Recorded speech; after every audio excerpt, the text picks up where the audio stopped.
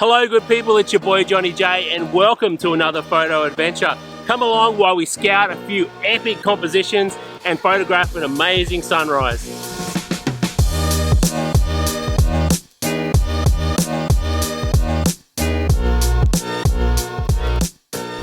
To scout or not to scout? This is the question, and I'm in the camp of scouting. I think scouting is a super important thing to do as part of your landscape and nature photography.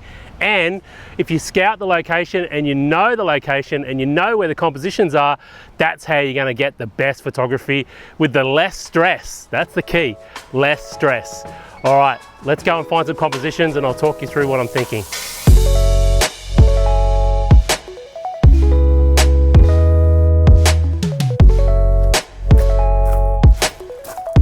Usually what I'll do if I'm coming back for a sunrise shoot, I'll just bring my phone with me on my scouting. It's nice and easy. I carry a bottle of water and my phone. It allows me to get around, see a heap of different locations and find a heap of compositions.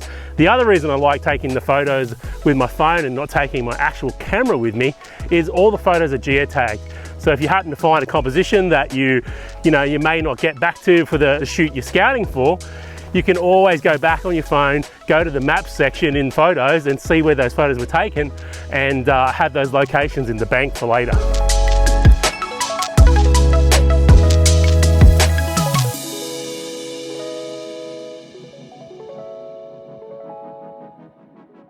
So what we're up to today is I'm out scouting this sunrise location, okay? Scouting is one of those things I think that gets overlooked a lot as a landscape and nature photographer. It's really, really important. There's nothing worse than getting to a location in the dark, not knowing where you're going, don't have a composition in mind, and then running around like crazy when the light's blowing up, trying to find something. It's like, yeah, it's stressful. It kills your creativity. So the best thing you can do is come out the day before or sometime before your sunrise shoot or sunset, come out a couple hours earlier and scout around. Welcome to a location I haven't shot in a very, very long time.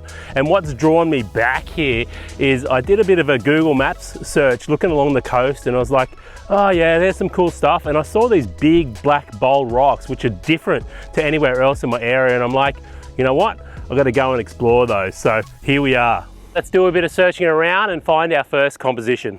So what you're looking for when you're trying to find a composition is something that makes you go, wow, I'm impressed by that. And there's two things here that already stand out to me. One is Fingal Island across there, makes for a great background element. And two is this lichen I can see up on top here. I absolutely love this lichen. So that's what's brought me up to the top up here. And as I look along, I can see there's a beautiful big plant at the end there. And I absolutely love that. And look, it lines up pretty much perfectly with Fingal Island there. So I reckon this is definitely a spot that would make a nice sunrise location. The sun is going to come up over this way, over to the right, so it's going to be a little bit side lit, a little bit off center, a little bit the sunrise, but I think this will still be a great spot. You know, I love this lichen. It's just beautiful up here. My phone, take a quick photograph of the location.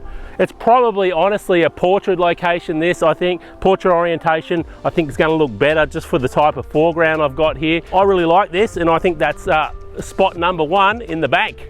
All right, let's move on.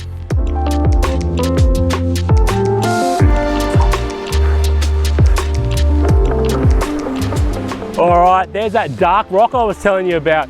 I just absolutely love it. It's not like any other rock we have around our coastline here. And this is what drew me to this location in the first place. So let's kick on down there and find our next composition.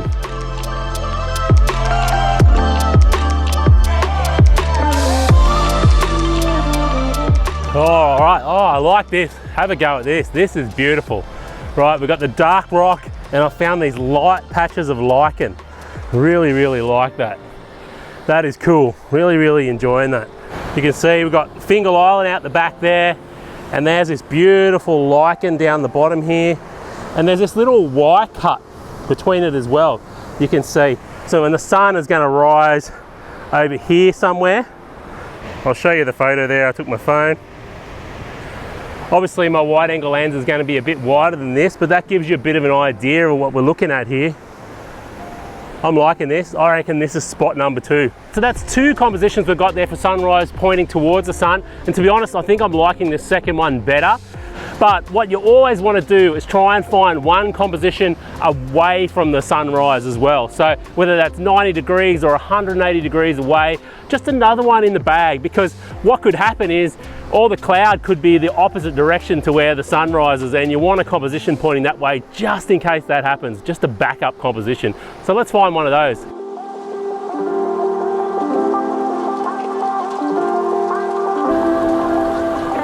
Wow, I'm really liking that headland over there.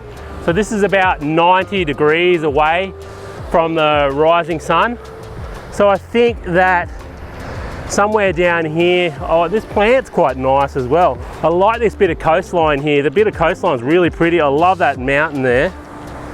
And I think if we get lower in the composition, what we can do is use that bit of bush there as a bit of a foreground as well. I think I really like that. So I reckon this will be my final composition. This will be my shooting away if the clouds don't happen to be in the right place. But I think it works. So we've got our anchor, foreground element, we've got nice jagged diagonal lines of the coast and this background headland. I think that's another solid composition. Really like that. All right, I'm really happy with those 3 different compositions we found, and I'll see you when that sun is rising over there.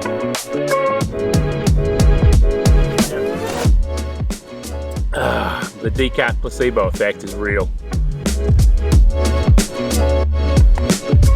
Well, good morning. I'm all decaffed up, ready to go. There's clouds in the sky. It's saying 90% high cloud cover, so hell yeah. And I've decided for location 2, that lichen's been hard to pass up. I've been thinking about it ever since I found it yesterday. So stick around, because I've got a feeling this is gonna be a nice sunrise.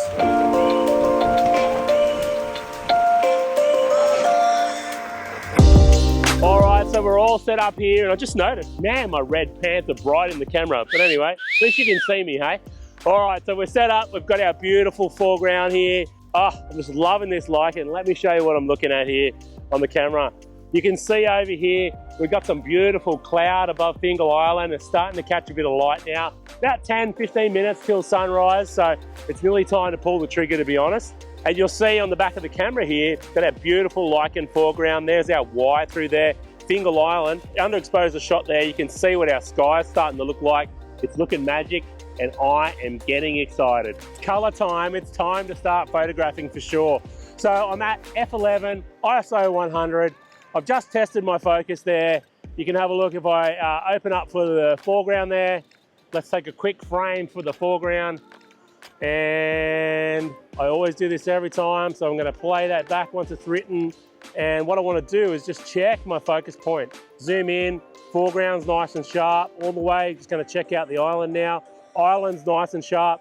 So all I need to do now as the light changes is just adjust my shutter speed. Couldn't get any easier, to be honest. But what I am gonna do is take 2 different exposures. I'm gonna take one for the sky. You can see my histogram on the top there, which would be the highlights area towards the top, because we're in portrait orientation, of course. Isn't clipping there, so that's going to be a shot for my sky there.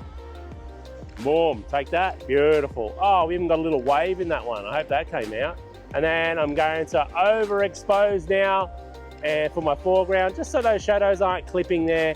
We've got all the detail in that beautiful foreground. I'm going to take another shot there, and boom, let's have a look at those. So there's our overexposed shot there. That's looking really good. Our underexposed shot there. Blending those together, we're going to get nice exposure right throughout the scene. No highlights blown out, no shadows crushed. It's looking good. By the way, if you haven't worked out, I'm really excited. That scouting has paid off. All right, let's keep shooting. So as the color's changing, I'm just taking another frame for the sky. Then I'm going to take another frame for the foreground. It's obvious why I keep shooting exposures of the sky, okay? It's because the light keeps changing, obviously. But why I keep shooting exposures of the foreground at the same time is because as the color temperature of the light changes, it's going to change on my foreground, particularly having this white lichen. And for me, I like to take a sky frame and a foreground frame at the same time. And what that does, it's going to match up that color temperature when I blend them together. All right, as you can see, the color's starting to fade out there now.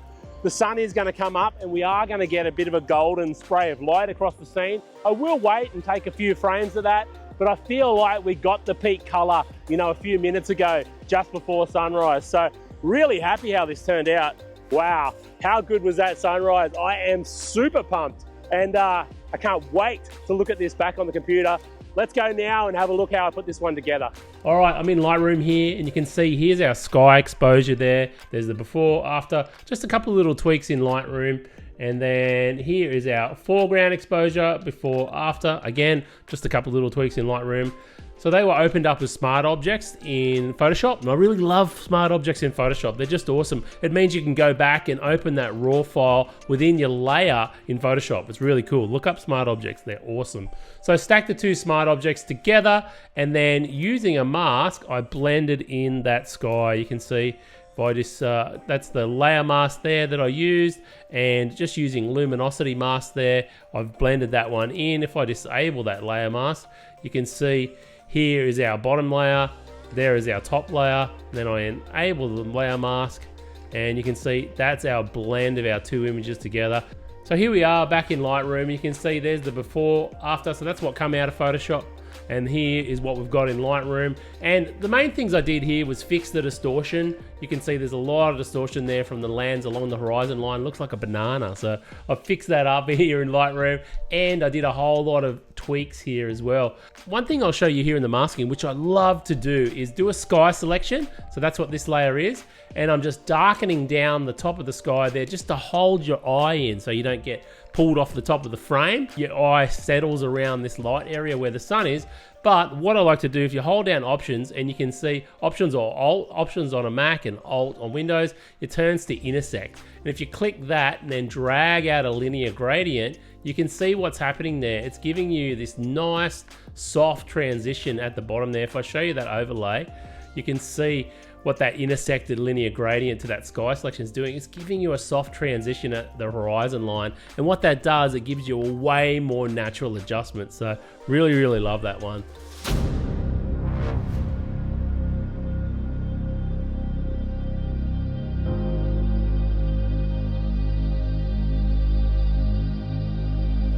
All right, good people, that's it for this one. I hope you enjoyed another photo adventure.